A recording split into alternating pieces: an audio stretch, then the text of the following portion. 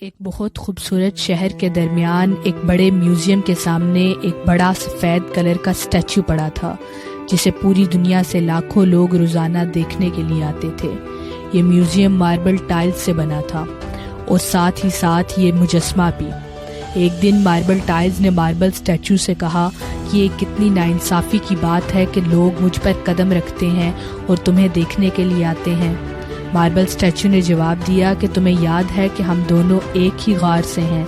Marble tiles نے جواب دیا کہ یاد ہے، اور یہ سوچ کر زیادہ تکلیف ہوتی ہے کہ ہم دونوں نے ایک ہی جگہ پرورش پائی اور دنیا ہمیں کتنا مختلف ٹریٹ کرتی ہے۔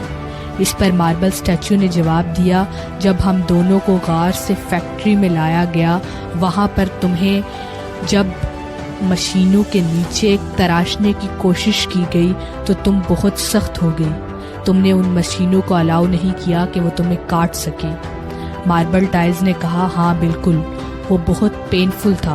اسٹیچو نے اپنی بات جاری رکھی اور اس نے بتایا کہ جب وہ مشینیں مجھ پر چلی تو میں جانتا تھا کہ یہ بہت ہی زیادہ تکلیف دہ عمل ہوگا، لیکن یہ سہنے کے بعد میں بہت ہی زیادہ یونیک بن جاؤں گا، اور وہ تمام درد جسے تم نے اوائڈ کیا میں نے اسے برداشت کیا، اس لیے تم اب کوئی شکایت نہیں کر سکتے۔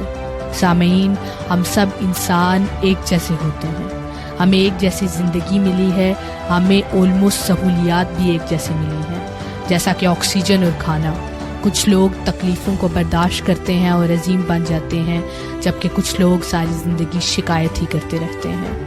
The most beautiful people we have known are those who have known defeat, known suffering, known struggle, known loss, and have found their way out of these depths.